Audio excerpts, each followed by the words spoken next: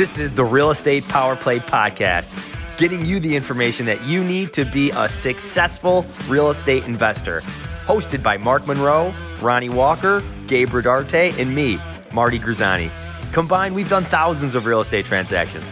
So get ready for real stories and true case studies on finding deals, growing portfolios, and making money. Welcome to the show.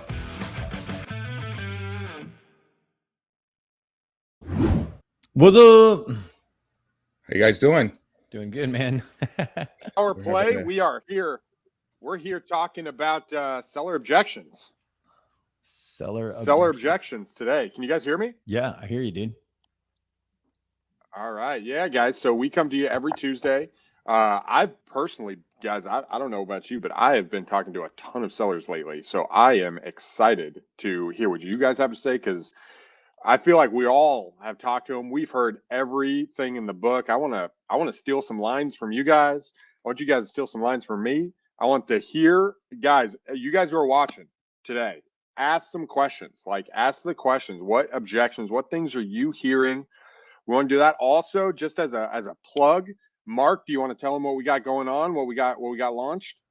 Yeah. So each week, these are our podcasts. So wherever you listen to your podcast, if it's iTunes, Spotify, whatever platform, Google, whatever it may be, just make sure you subscribe, share, and leave comments.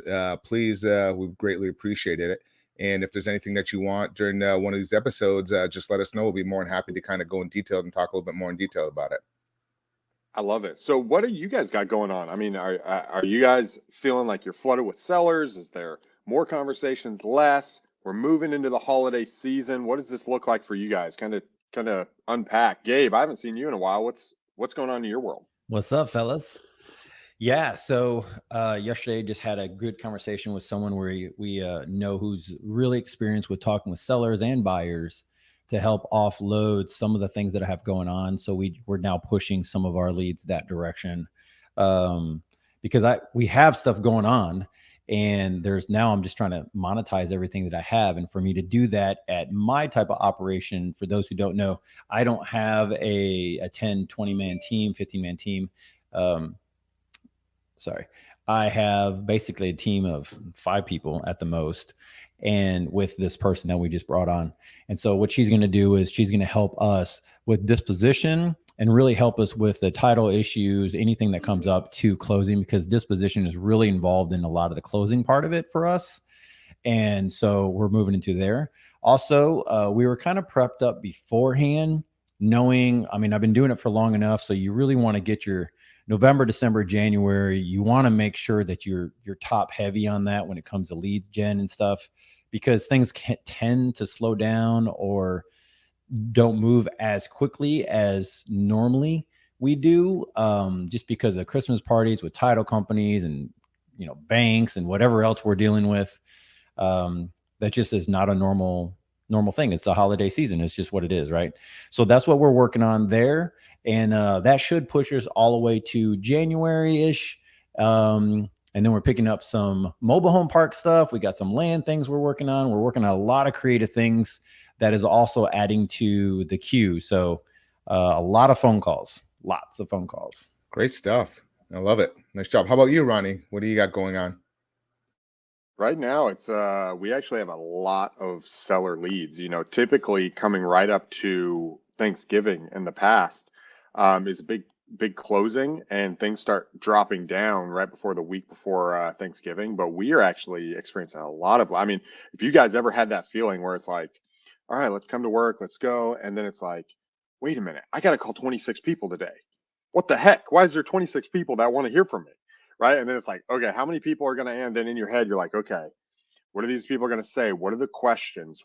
Right. And so there's a lot going on, right, in the midst. So that's kind of what we're experiencing from a side. And then from a personal side, I've got family. We're trying to put up Christmas lights. We're remodeling our house. So what's happening is I'm having to be super particular, and anybody out who's like really engaged in like holiday rituals and stuff will find this happening.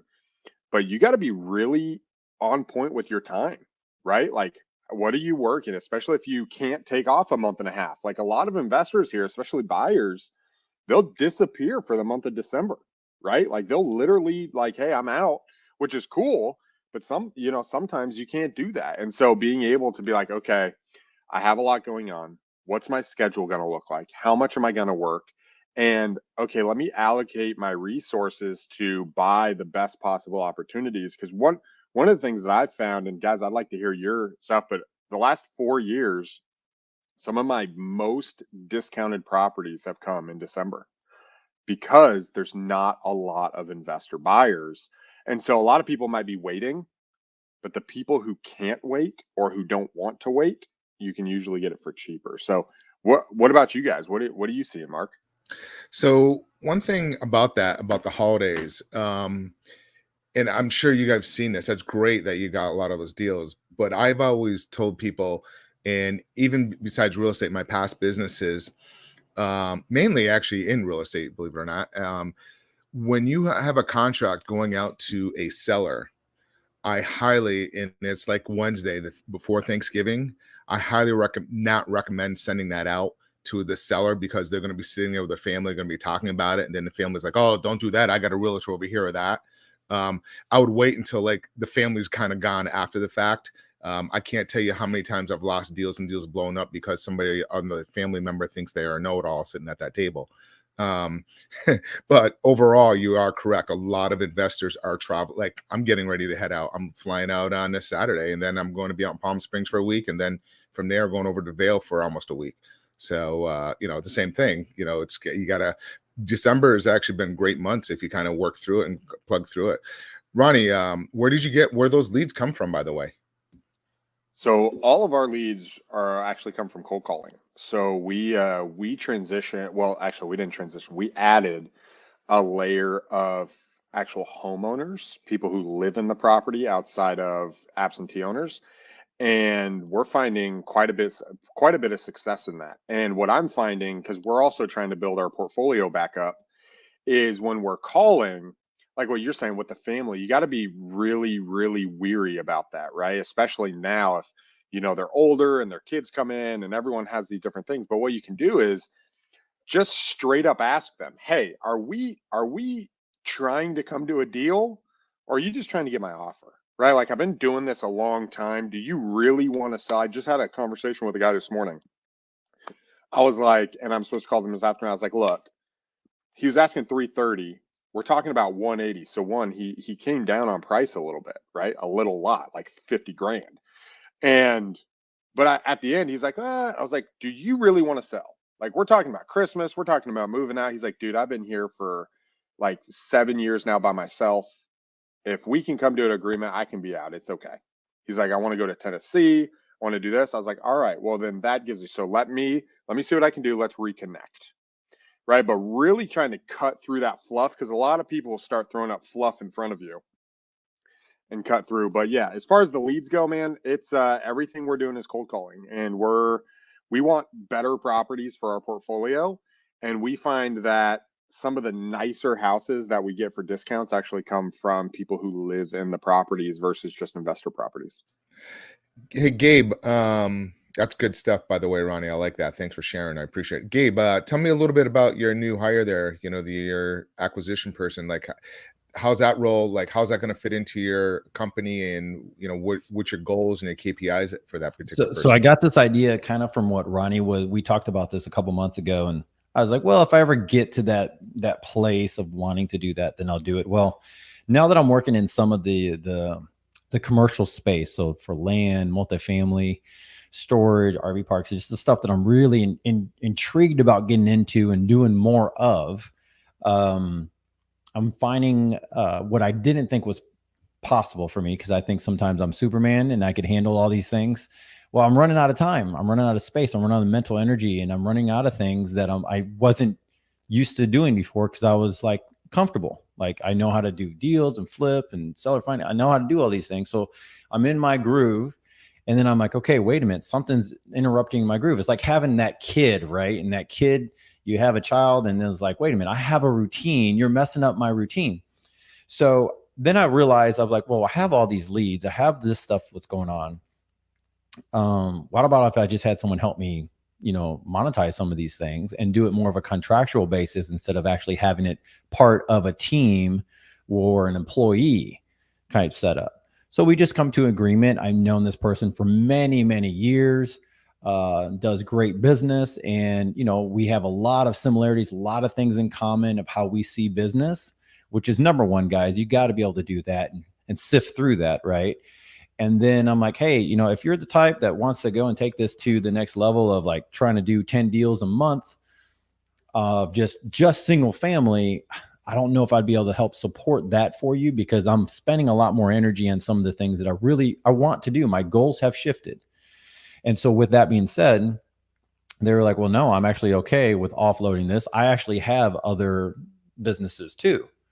So as we were just kind of talking, I'm like, well, as long as we both can focus on what we need to do, we do our roles, and we've already done some deals together, that this system's now starting to work. And I'm like, wow, this is pretty interesting. So it's very similar to JVing with somebody. It's just JVing with someone with a closer relationship, right? So it's a joint venture. It's just really tight. What about you, Mark? What are you doing, man? Oh God, dealing with a property up in New England where the title company's just been dragging their feet on getting this thing closed. Buyer, seller, myself, we're all ready to go. And during the time period, another seller, I think we mentioned this last week, tried to move into the property on us on the first.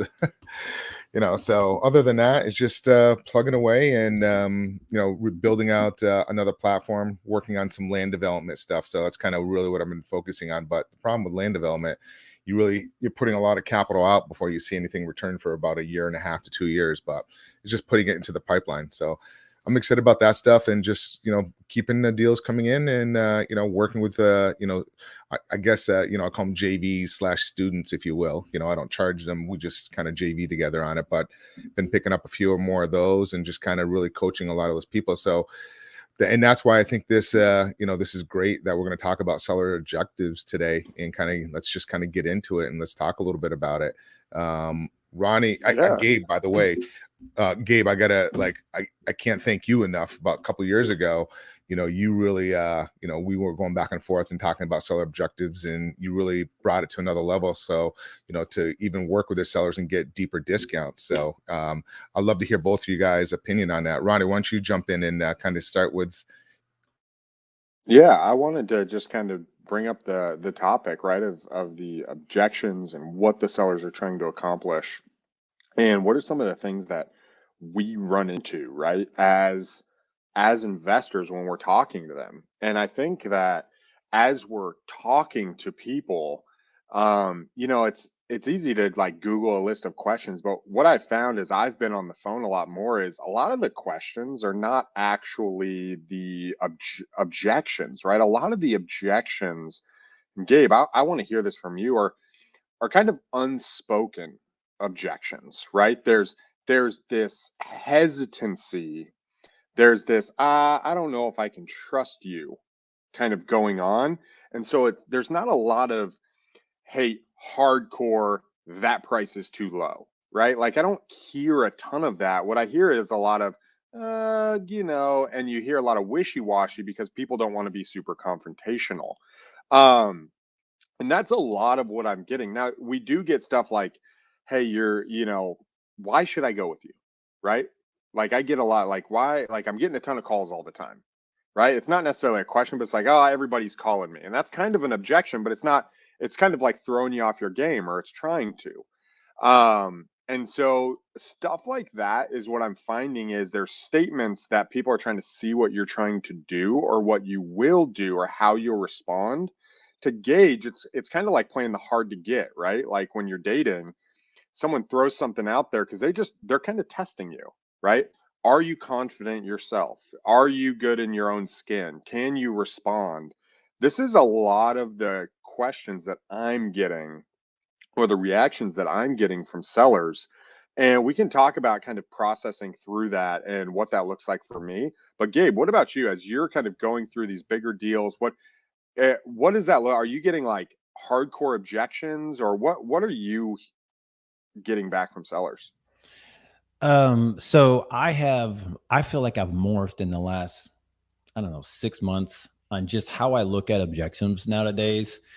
I think that all of us as people have gone through this era of COVID that has helped create a balance.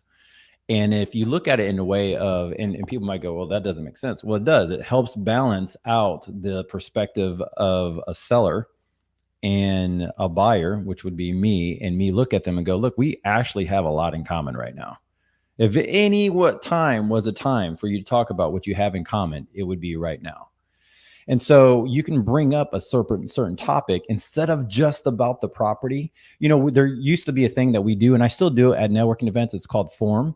And so as we do family, occupation, recreation, and money, or what do you do for work, stuff like that. And so that's easy way to get the conversation going and just building relationships. Basically, we're talking about relationship building, you know, with sellers. But now we have COVID and everyone has a story, right? Everyone has a conversation of why do they need to sell? It's almost the same thing as 2 or 3 years ago. They still need to sell kind of for the same reasons. But now we have, okay, well, how is this affecting you in whatever way? And if any time was a time, I believe right now, people just want to be heard, right? Sellers just kind of want to make sure that their voice is being said. And I've noticed that I can help a lot more people if I just learn to patient myself, like not freak out over anything. I love what you said, being comfort in your own skin. And then allow the seller just to be heard and say, okay, so there's a phrase that Chris Voss uses. If you guys don't know Chris Voss from Never Split the Difference, take a look at the book or his YouTube channel. But he has a phrase of saying, okay, is that right? So you just repeat what they say and say, okay, I'm concerned that if I do seller financing that you're going to fall through. So I say, so Ronnie, it sounds like you're concerned that I won't perform, right? If we do seller financing, and even though you're in first lien position and all these other things, that you're really concerned that I'm not going to perform the way that we've talking about right now. Is that right? Yeah, that's right. Okay. And that, so certain things, what I've noticed, guys, I know, Ronnie, you're the one who's like, you just said you're talking to a bunch of sellers right now. That for me has been a game changer for me. And what I'm doing in my business is just learning how to patience myself, temper myself, and go, you know what, let me just hear you out just a little bit longer. I call it, because I'm from Texas, Houston area, I call it drinking tea on the back porch. That's what I call it. We're working with a bigger transaction, and my counterpart, who's the operations manager, he's taking care of all the numbers and the docs and the leases and these other stuff. And I'm like, I'll just drink tea on the back porch. He's like, you do that, because I hate doing that. And you do that and you finish out everything else. And this is what we need. So I'll drink tea on the back porch. And eventually we end up coming to a resolution. So that's what I say. It's a little bit wordy, but that's my perspective, because that's who I am. So I just feel good in my skin. So, dude, I absolutely love everything you just said, because it brings an authentic element to the conversation. And especially in my market, especially doing a lot of cold calling, and we're doing direct mail too. A lot of the cold callers, they're used to this scripted, formatted stuff, and people, what I like to say, explaining themselves, right? They're trying to explain why they're doing something. And if I could recommend anything, don't explain why you're doing it. Have this, I think it's Jordan Belfort, right, says, have this undercover enthusiasm, right? You're not over the top, but it's kind of burning under the surface. And what that does, you might think like, well, you know, I got to get my script out. I got to let them know why I'm calling. Like, you can do that in a very simple way, right? And it makes sense. Like, but people want to connect with people. And they might say no initially because they're like, dude, all these people are calling me, blah, blah, blah. Just give me your price. Like, if you can just, hey, why are you looking? Do you want to sell or do you not? Like, I'm looking to buy property. I'm looking for good houses in good areas at good prices. I don't know if yours is going to fit. And then you bring an authentic element. All of a sudden, like you said, you're kind of having tea on the back porch, and that allows people to be comforted. And that's all that they're looking for is this guy legit? Dude, I get so many people that will ask me, are you trying to make, are you local? Can you come out to the property? Can you do, because a lot of people are just throwing out offers and not connecting. And we talked a little bit about that last week in some of the phrases that we use for like virtual, because you don't have to be in person. So if you guys want to go back and learn, go back to last week's episode, because we talked a lot about the virtual conversation. But specifically, Gabe, I think what people want is not only do they want to be heard, but they don't want to be taken advantage of. I think that, dude, I people don't say that, but I hear that. It's like, dude, and it's like, dude, you'll know, there's no way you'll do that, right? Like, you won't do it. And they're like, well, here's what I'm thinking. It's like, okay, unpack that. And then they'll test you. They'll be like, okay, well, what's your offer? And it's like, you know what? It might change. I'm not sure yet because I have to ask a few more questions, or you know what? But it sounds like you're trying to gauge if I'm a real buyer. Is that what you're looking for? Because really I buy a few a month. This is what I'm trying to do. Here's how I do it.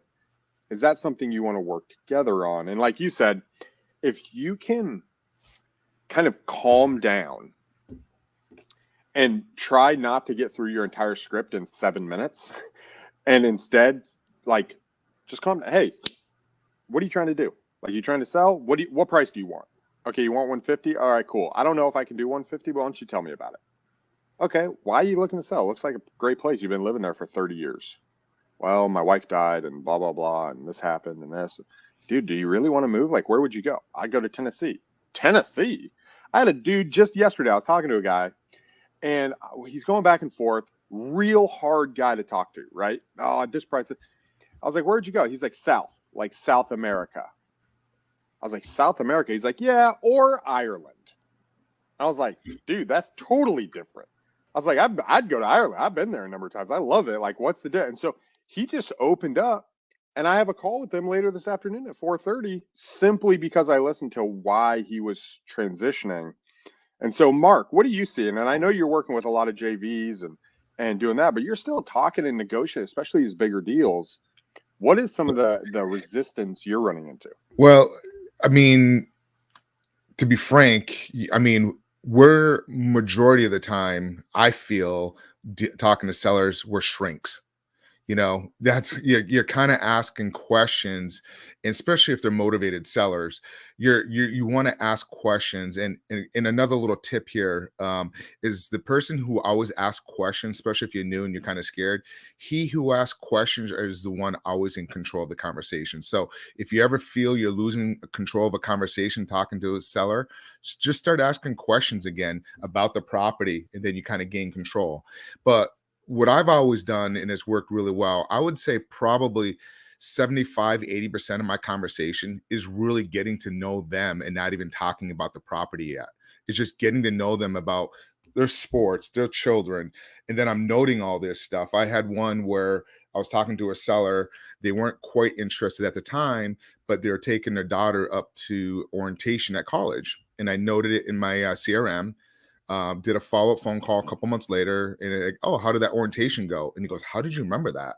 And because of that, we built that bond. And you always want to build a bond with a seller, of just find that common, interest with a seller and just build that bond. And then, like, what I've always also found in the first objective is they're never going to tell you the truth, really, why they're selling if they're motivated. So you have to ask questions and really go deep. I really like John Martinez. If you guys want to educate yourself a little bit more, John Martinez has got a great course that he called, I think it's called the No Limit Sales System. It's about warming up, asking permissions, qualifying, making sure everybody has the decisions, and then calculating. So his system is really good. I highly recommend it. But overall, it's just kind of really digging down, talking to sellers, getting on the same level to them. And then one thing I learned from your partner there, Ronnie from Grant, and this one works great all the time, is when there's an issue regarding whatever you're negotiating back and forth, is always, instead of sitting across from the table from them, you want to sit on the same side of the table, like what you just said, Ronnie. Hey, I want to buy your stuff, I want to sell your house. What is the objective? What is the issue over there? You're think about sitting on a table, and you're on the same side of the table, and you're looking on the other side of the table, and that whatever that issue is. So you kind of like not going head to head with them. You're kind of being on the same side and like, hey, you know what? Let's solve this issue together. I really like that from Grant, by the way. I think that was one of the main things. But, overall for me, dealing with sellers and talking through seller objectives is really finding out their needs, why they're selling, and solving the problem. If you can solve the problem and help them out, it's I don't even really call it selling, quite frankly. How about you, Gabe? You got some input there? I do want to. So Cole, our buddy Cole Key, Cole, thanks a lot for chirping in.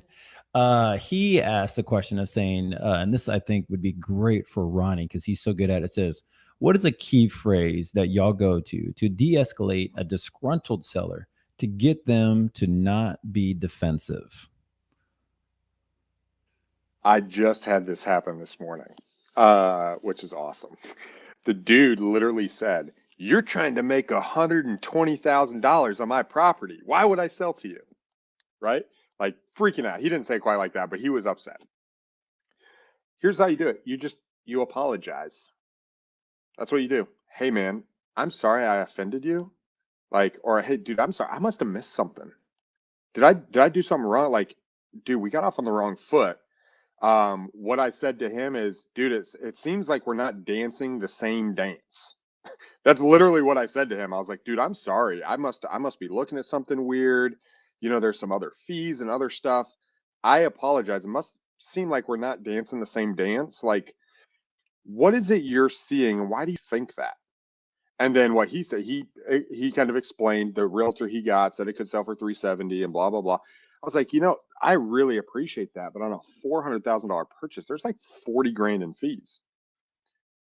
And I was like, on that side, and then there's closing costs. And then I've got private money when I purchase this that I've got to pay. And so I really appreciate it. But as far as the prices in the area, let's jump in and let's look at it because you lived there for 20 years. You might know it a little bit better than me. What are you seeing? And then I invite their input. But usually what I do is I go, dude, I'm sorry. I immediately, and a lot of people, dude, a lot of my acquisition guys don't like this. They don't do this because it adds a vulnerable aspect. But when you're vulnerable, it causes them to be vulnerable. So I immediately apologize. Like when someone gets upset, I immediately am like, I am sorry. I must have done something wrong to make you upset. What was that? Like, what happened? Like, what do you think? And I try to go straight empathy and just, hey, everything's going to be okay. It's okay if you tell me to pound sand. I'm a big boy. But that's whenever someone escalates to like really upset. The other thing that happened this morning, just because my memory is bad for the last week or so, somebody was like, we're talking. And I said something that made him upset, right? I don't have the perfect conversations. And he's like, I'm not interested, bye. And he hung up. I'm like, what the freaking heck? That stuff pisses me off, by the way, when that stuff happens. So I'm like, screw this guy. I'm calling him back. So I called him back. I was like, dude, what did I do? I want to buy your house. He's like, I'm not interested. I was like, why? You said you were interested at the beginning. Do you really not want to sell? Or did I screw up? He's like, I'm just having a bad day. He's like, are you just trying to make me an offer? I get like 3 of these a week. I was like, dude, I'm trying to buy a couple before Christmas, to be honest. I don't know. You're one of 22 calls I had this morning. Do you want to sell? He's like, look, I'm not going to sell probably till the spring. It's like, man, I really appreciate that. I don't want to hound you. So why don't I do this? Why don't I just call you back? I'll just put it on a few months and I'll just add it and give you a call back. Maybe we can connect. He's like, cool. But what it did is it adds an element of like, I'm not looking for their approval, but I'm also willing to connect with them. Right. And so I hope that's a good answer. That's what I do. Right. It's okay. I got questions on that. That's so good though. But to go further into that. So what I liked is that you de-escalated right away. I like the apology. Right now, I'm sorry. Okay, maybe there was miscommunication. Maybe I didn't understand something, and it's on my side. Totally understand. And you know, there's times, plenty of times where someone says, yeah, well, yeah, it is on your side, you know, and you have to learn how to just go, it probably is. Can you help me understand your point of view? And I love that. I think that it takes a great deal of, like we talked about, some patience, really, you know, de-escalate your own emotions and your own ego that's in this stuff. Like this is, like you said, I'm a big boy. I'm a grown person. I know how to handle my own self. I know how to pursue. This isn't targeted directly at me. This isn't, you know, the guy mentioned he was having a bad day. Well, you would never get to that point. Now let's think about this, guys. For those who see this, this guy, how many phone calls did he get a week? You said 3, 4? Yeah, he said he got between 3 and 4, 3 and 5 calls a week. 3 and 4 a week. And he said a bunch. Let's say 3 to 4 a week. We have till January that he wants to sell. So we're looking at maybe 6 to 8 weeks, right? So now we're looking at what? Close to maybe 30 phone calls that he has to make and say the same thing over and over and over again, whatever that might happen. But just the fact that Ronnie went one step further, called him back and go, whoa, wait a minute. I'm not like the other people. What happened? Like, was it something I did? Like, is there a like, I just want to make sure, you know what, this is what's going on. I have a bad day. I mean, I go to way deep. And sometimes I go, dude, I had one yesterday. I totally get it. You know, like I'll go to that place. I go, dude, I totally get it. Like it takes all types of people and we all live here in this space. And then they go, man, I'm telling you, it's like, look, I know you're busy. I know you have your stuff going on. I totally understand. You're saying not till January. Okay. And then Ronnie immediately sets up for the follow-up, right? Which, knowing Ronnie, if it's a great deal, he'll probably follow up in December sometime. Well, you know, and on that, like what you're saying, so when you do that, if you can connect emotionally and then you can humanize yourself. So I'll say things like, man, what I don't want is I don't want you thinking off over there by yourself like, dude, Ronnie's such a dick. And what I'll do is when I say that, I'm sharing my name, because a lot of these guys don't remember your name because it's their first call, right? So I'll share my name in multiple aspects. And then if I set the follow-up date, and so I didn't do this with this guy, but I have done this and I do this frequently, is I'll set a follow-up date, but then I'll ask a key call. I'll be like, dude, so it sounds like the stars don't, I really like the phrase, the stars don't align or the stars align. I just to kind of add some flair to it. But I was like, so if you did sell between now and Christmas, like why would you do that? And then it gets them thinking, and it kind of gets them to walk through what that, and I'm like, and then I go way negative. And I'll do, dude, but you'd never do that. And I tell them what they won't do, because people automatically, I don't say, you wouldn't do that, would you? I don't do that. I just tell them what they're not going to do. I'll literally say, there's no way you'd take 180, 185 for it. Well, actually the dude said, well, if it was a clean, straight deal and I sold my other condo for a little bit more, so I gain on that one, I lose on this one a little bit, and I break even. And I just let them talk.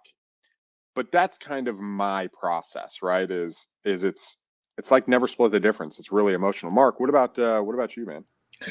So what I tend to do a lot of times when I get into that situation, again, I go back, listen to the problem, try to solve it. And then the biggest thing is I really like to create the picture of what their life is going to be like after they've moved on and sold this house. What are you going to do with that capital, your money? Where are you going to live? What are you going to spend time with your family? Are you going to travel? You're going to sit at the beach?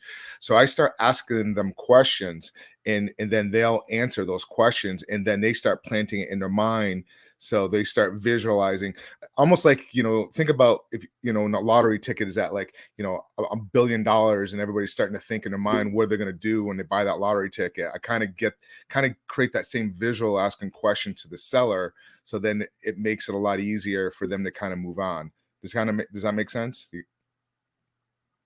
Yeah, I really like that, because as they can start picturing it, that emotion bubbles up inside them. So I took some notes when we decided that this was going to be the topic. I took some notes because I wanted to make it a little bit different for people. So this is what I see as objections. All right. I don't see them as statements, like I said earlier. And this is kind of where I find in the midst of the conversation, and both you, I want you guys to give me feedback. I actually legit want both Mark and I want you guys' feedback on this. Because I was thinking about this because I've jumped more into acquisitions because I want better, bigger deals. Like, let's just be real. Like I'm on like this sprint to make more, and I want better deals in my portfolio and deals that I do. So here's what I got for objections for everybody that's listening. Okay. One is when a problem comes up in the list of the price or the process or their life, right? That's an objection. Like a problem comes up and we got to unpack it. So that's number one. All right. Number two is you get into a situation, and I think both of you guys have done this, where it feels dangerous to ask a question, right? It's not an objection by them, but there's almost like a preconceived notion where they're thinking, well, they're going to freak out on me if I throw out a 180 price. Like they're expecting anything over 210. So it feels dangerous, right? Like that to me is like a huge objection, but it's not them objecting to you. It's like a situation, right? That happens. It's like, man, okay, me and them are not on the same page, and it's dangerous for me to go down this route. How do I navigate this minefield so it doesn't blow up in my face, right? So that's number two. Number three is what Cole brought up, which I loved, which is them getting hostile, right? Them actually, a bomb goes off and you got to do collateral damage, right? And you got to try to reapproach it. Four is when they actually throw up an objection. Why should I buy from you? Right? Let's just stop there. Any thoughts on like those that like, do you guys, because I feel like that's a different approach to objections, right? That we all kind of feel as we're going through. I'd love your guys' feedback on that. I got a question for you. I want to go over I like the number two that you said, when you feel like it's a dangerous question to ask. And Okay. and I have something to unpack a little bit that I've just experienced with working with the seller that worked out really well. But I mean, for newer folks and people that are not used to talking to sellers every single day, it's awkward, right? There's a weirdness to it. It's just strange. And so there might not be that chemistry that you have down yet. So let's unpack that one. I really like that one. Well, and let's be honest, it's not just being newer. Sometimes when you're a veteran and you just don't create chemistry with someone, you're like, oh my God, I'll just go to the night, right? Sometimes it goes. So how do we want to unpack? Yeah, go ahead. This is on you, Ronnie.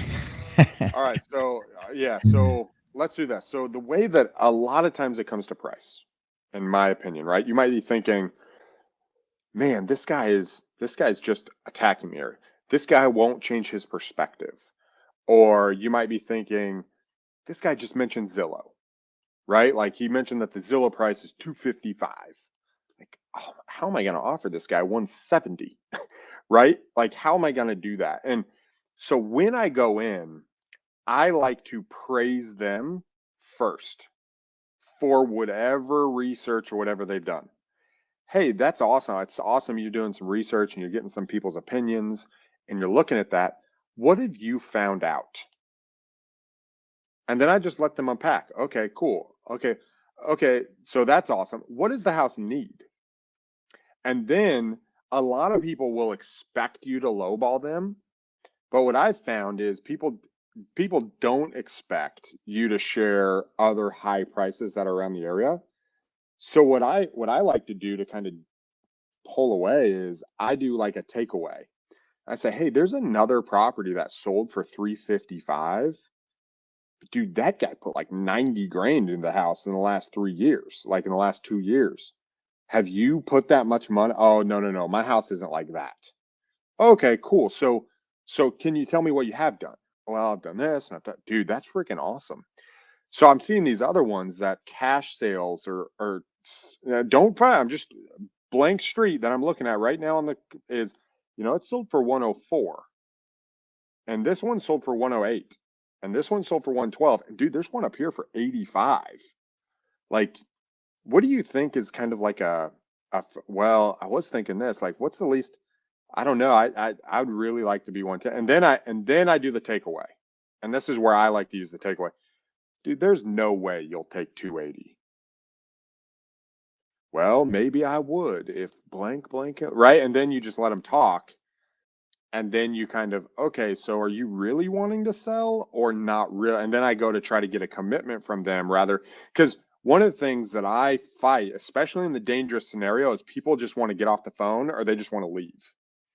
So there's this tension between you won't do that. Why would you? Okay, well, I might do that. Okay, but do you really want to sell right now? Because if you don't, I don't want to call you 7 times in the next 3 days if you tell me I'm going to think about it. I don't want to be that guy. Like, I'm too old to deal with that brain damage. I say that. Like, I'm too old to just hound you if you don't want, like, you know what? I do want to sell. Okay, so what would you think is a good next step? Blah, blah, blah. Right? Like, that's kind of how I personally navigate is there's this tension between, it's not just go for no and say, hey, this is not a deal. You don't want to be a jerk. And it's not, yo, let's do the deal. It's kind of like this weird tension that you have to build in Let me that ask you process. something in all this. This is a question that I think that because I don't know, Mark might have a different view on this, but he travels a lot, so I can imagine so because he's limited on time too. I know he has his sales agents and whatnot, but these are deals that are typically a deal if they say yes. This isn't like I still need to run comms and I don't know about these numbers. Like you've already filtered through a lot of these. For those who don't know Ronnie's system, he has a great team that helps him filter through. By the time it gets to Ronnie, it's a hot deal. It's something that if it's a go, then it's a go. Mark has the same setup also, so do I. But to me, I think that many people look at how much time am I going to spend on this?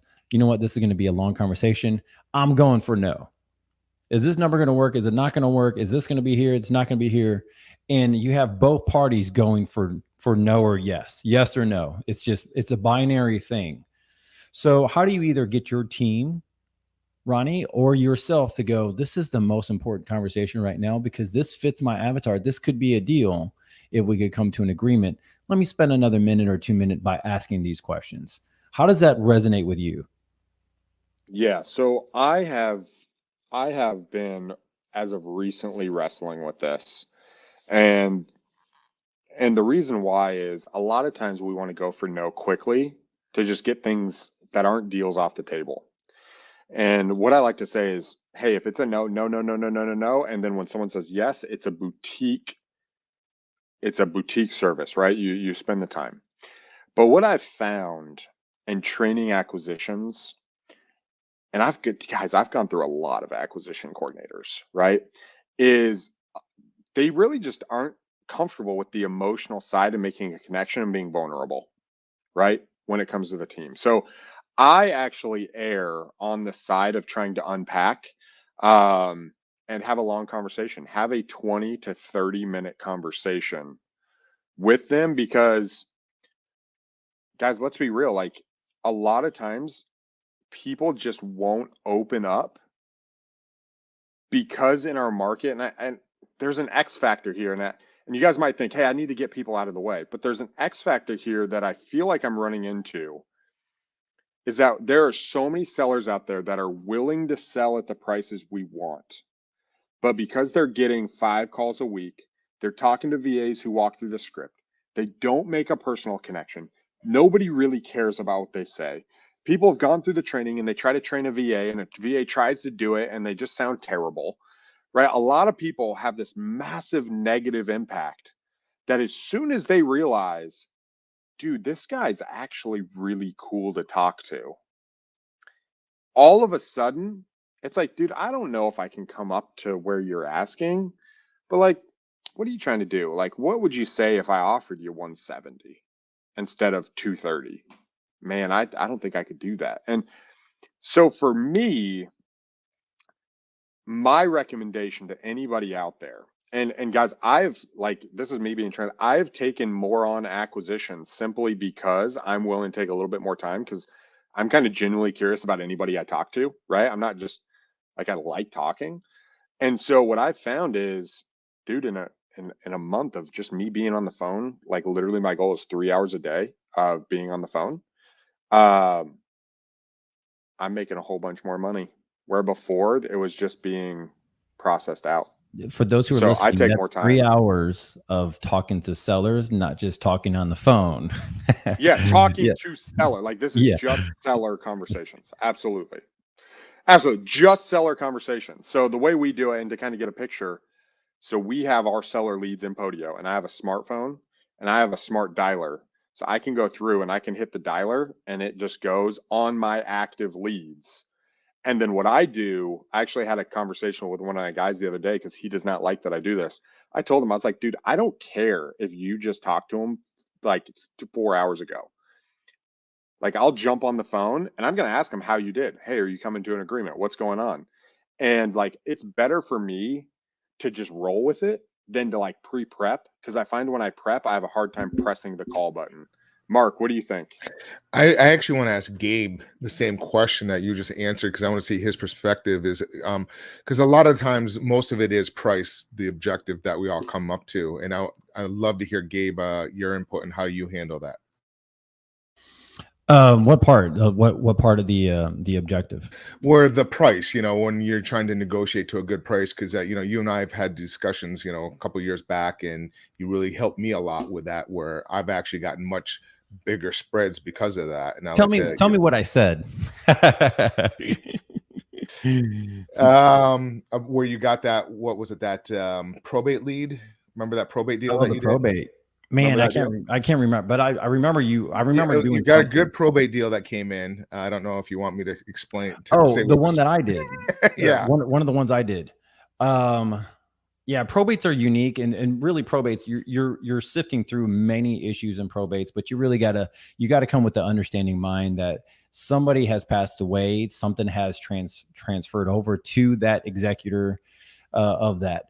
So that's kind of that's a niche, by the way, for those who like niches. That is a niche, working with probate leads, and they're fairly lucrative if you can keep the conversation going and the numbers work.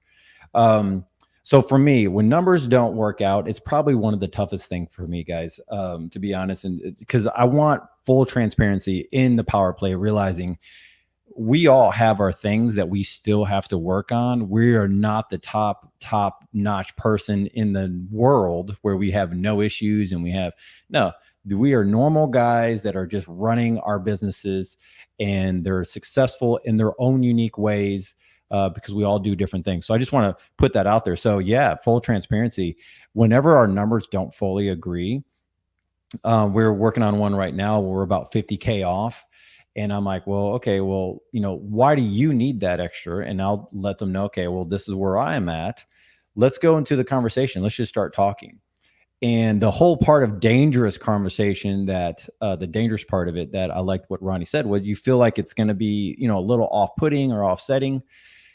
What I like to do is preface a question like, we definitely don't do like take it or leave it. By the way, for those who are listening, I don't do any take it or leave it. Because you don't know if something's going to happen down the line. We have another one that I'm going to go, and looks like we'll probably pick up Thursday. And that was, if I were to do a take it or leave it on that, guys, the buyer, their financing backed out. I looked at all the numbers and I'm going, if it's just the basics of what I see, I'm going to be able to get probably 7K off of that price, and we'll still be able to close and make money on it. And there's going to be probably a 60K spread, which is sufficient for this area in this neighborhood. It's going to work out great. But if I were to do a take it and leave it situation on that number in the very beginning, I wouldn't have any of the relationship to come back later. And why the lady called me and said, hey, I've never had this happen in my whole life. We're supposed to close tomorrow. This guy's financing backed out. What do I do? And I know, guys, and for those who are listening, just hear me out. There are plenty of people that are making these phone calls. I was probably talking to the same seller. So I know that there's other opportunities that she could have pursued, right? But I was number one on the list. I was like, well, what are you going to do if it doesn't work out for me? Well, I have to call some of the other people and stuff like that and whatever. And I like to ask that question, like, okay, so if the numbers don't work out the way I need them to be, what are you going to do? And so what that does is start another conversation of like, hey, are there other shoppers in the market? What are they going to try to do? Well, I might just have to list it, or I just might have to do this, or I might just hold on to it. So that keeps that conversation going, but it also prepares you for their out clause, right? Because everyone has an out clause in their mind. Their out clause later on down the line. So then I'll bring it up later on down the line and say, look, you mentioned that you're just going to end up holding on to it anyways. Like, what about if I were to pay you a little bit more and you hold the note for a little bit of time, and then I can actually pay you more than what you're doing right now, and we're choosing like a seller finance or maybe a sub 2 route at that point. So I don't know if that helps out, but I can tell you this: the more creative I have gotten, the better transactions I've gotten. I've used those same techniques of creativity in multifamily and commercial property because it's the same thing. And you'll actually find a lot more of that is more, it's more open. There's a lot more people open to it at that level because you're talking about huge dollar amounts at that point. But what I've done traditionally, whenever there's a clash of numbers, I'll go through and talk about it, right? And why there's a clash, what's going on, what are you going to do if I can't close? What are you going to do if these numbers don't work out? All right, what are you going to do if you can't get your number? I'm like, if you do this for the next 2-3 weeks and you can't get your number, what are you going to do? Because you just got done telling me, Ronnie, that you have to get 200. So if you have to get 200 and no one's coming in at 200, what is your option? And so that puts them in a tight spot because now they have to go, well, I'll just drop the price. I'm like, well, okay. Why don't we do that right now and move on? I love that. I love that question because that answers so many things. What are you going to do? Because then they're going to tell you, okay, I'm going to go ahead and go this route or that route. So then how to be able to counter offer yourself, where you're at with them on that. The other thing, what Ronnie was talking about before, you guys are kind of going back and forth on price. 70% of my deals come from people that I pitched where they didn't like my offer. And I put into my CRM system and we follow up. I'd say 70% of my deals come from 4 or 6 months later from people that I pitched because you guys just weren't at the right place with the numbers. And you just make sure you have a really good follow-up system. And I can't tell you how many investors will go ahead and pitch a seller and never follow up. But 70% of my deals come from people that pitched that we weren't nowhere near where like $50,000 apart or whatever it is. Ronnie, you want to say something about that? No, I think that is absolutely amazing. Like if you're not working that not interested follow-up, I think that's amazing. I did want to you brought up Cole's question. He had another one. What's the number one thing you avoid talking about with sellers or you want to avoid bringing up? Mark, you want to kick us off with that one? I'm sorry, I missed out. You cut out on me. Was that for me? You're Oh, asking me that question? yeah. The What is question the Cole had, number what's the one? thing you avoid? I really don't avoid anything. I just go direct and just open it up. I mean, God, the number one thing I avoid. I mean, I ask questions. I like, why don't you list it with a realtor? So then I kind of know what I'm going at. What is the number one thing that I guess what I'm going to sell it for? I don't know. I really don't know the answer to that. How about you, Ronnie? What is your biggest one? So, sorry, I took a bite of a pretzel right before you asked. Um, so I've actually learned this. So I have a bad habit of like sharing what I'm doing with properties. So I avoid sharing my business success. That's what I avoid. The number one thing I avoid is when they're like, well, what do you do?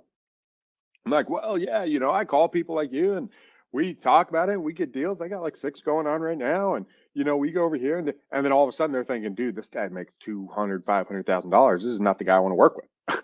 Right? Like I need to get a better price. So the number one thing I avoid is talking about how I'm like, not how I make money, because I do get into that, but like, hey, I got 10 deals, or hey, I got 6 deals, or hey, right, like this year I've done 60 properties, or whatever that may be. I stay away from all my success or lack thereof, and I like to keep that vague. So I flip it back on them and be like, well, what I really like doing is I love working with sellers to help walk them through the sale of the property without having to go to a realtor like, this is what I spend my time doing.